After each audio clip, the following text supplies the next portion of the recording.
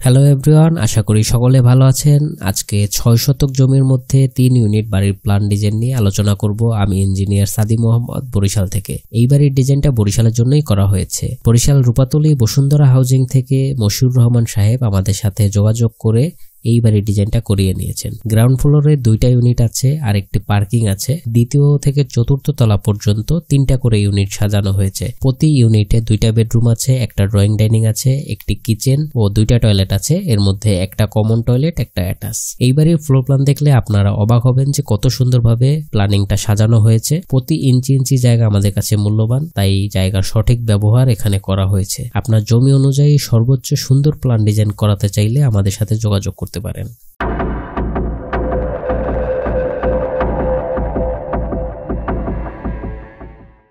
তো এবার আমরা সংক্ষিপ্তভাবে ফ্লোর প্ল্যান নিয়ে আলোচনা করব। আমাদের জমির এরিয়া হচ্ছে এটা হচ্ছে আমাদের জমির এরিয়া। সামনে এদিক থেকে আমাদের রাস্তা আছে, আর সামনে পিছনে সাইডে সব দিক থেকেই জায়গা ছাড়া হয়েছে। তারপরে হচ্ছে গিয়ে প্ল্যানটা সাজানো হয়েছে।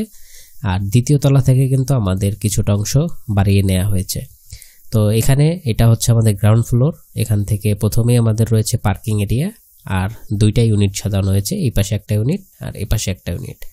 তো প্রথমে আমরা ইউনিট 1টা দেখে নেই। তো ইউনিট 1-এ প্রবেশে আমাদের রয়েছে ড্রয়িং ডাইনিং। তারপরে ড্রয়িং ডাইনিংয়ের সাথে আমাদের রয়েছে কিচেন এবং কমন টয়লেট। এই পাশে আমাদের বেড নাম্বার 1, এইটার সাথে আমাদের অ্যাটাচ টয়লেট আছে। এই পাশে আমাদের একটা লবি আছে, আর এই পাশে হচ্ছে আমাদের বেড নাম্বার 2।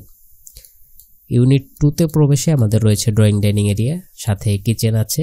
এই পাশে আমাদের কমন টয়লেট আছে, আর এই পাশে হচ্ছে আমাদের বেড নাম্বার 1।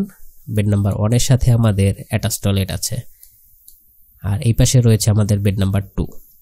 আর আরেকটা কথা, সেটা হচ্ছে আমাদের পার্কিং এরিয়াতে যদি আপনারা গার্ড রুম করেন, তার জন্য একটা কমন টয়লেট আছে এইটা। তো এবার আমরা দ্বিতীয় থেকে চতুর্থ তলা পর্যন্ত প্ল্যানটা যদি দেখি, 3টা ইউনিট সাজানো হয়েছে।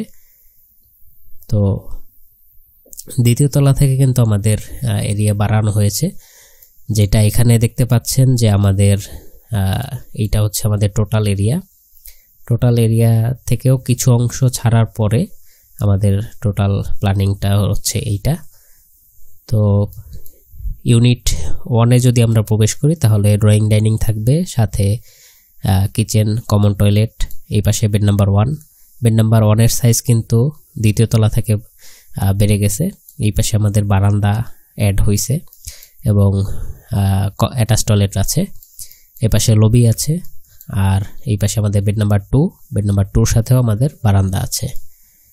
এবার যদি আমরা ইউনিট 2-তে যাই, ইউনিট 2-তে আসার পরে আমাদের ড্রয়িং ডাইনিং আছে। এই পাশে আমাদের কমন টয়লেট আছে, এই পাশে আমাদের কিচেন, বেড নাম্বার 1-এর সাথে অ্যাটাচ টয়লেট আছে। সাইজগুলো কিন্তু স্ট্যান্ডার্ড সাইজ রাখা হয়েছে। এই পাশে আমাদের বেড নাম্বার 2। বেড নাম্বার 2-র সাথে সামনের দিকে আমাদের বারান্দা আছে। এই পাশে আমাদের হচ্ছে ইউনিট 3। তো ইউনিট 3-তে প্রথমেই প্রবেশে আমাদের ড্রয়িং ডাইনিং আছে, কিচেন আছে, কমন টয়লেট আছে। এই পাশে সামনের দিকে আমাদের 2টা বেডরুম আছে। বেড নাম্বার 1-এর সাথে সামনে আমাদের বারান্দা আছে। এই পাশে আমাদের বেড নাম্বার 2। বেড নাম্বার 2-র সাথেও আমাদের সামনে বারান্দা আছে এবং অ্যাটাচ টয়লেট আছে। তো এবার যদি আমি আপনাদের একটু ইউনিটের এরিয়াগুলো নিয়ে বলি, তাহলে ইউনিট 1-এর এরিয়া হচ্ছে 764 স্কোয়ার ফিট। ইউনিট 2-র সাইজ হচ্ছে 689 স্কোয়ার ফিট, আর ইউনিট 3-র হচ্ছে 559 স্কোয়ার ফিট। তো এই ছিল আমাদের ফ্লোর প্ল্যান। এবার আসি খরচ হিসাবে। এই বাড়িটা এখানে যেভাবে দেখানো আছে, এইভাবে যদি সম্পূর্ণ 4 তলা পর্যন্ত কমপ্লিট করতে যান, তাহলে কিন্তু আপনার বাজেট 2.25 কোটি টাকা খরচ ধরে রাখতে হবে। এখানে মালামাল এবং মজুরি খরচ সবকিছু ধরে এই খরচটা ধরা হয়েছে।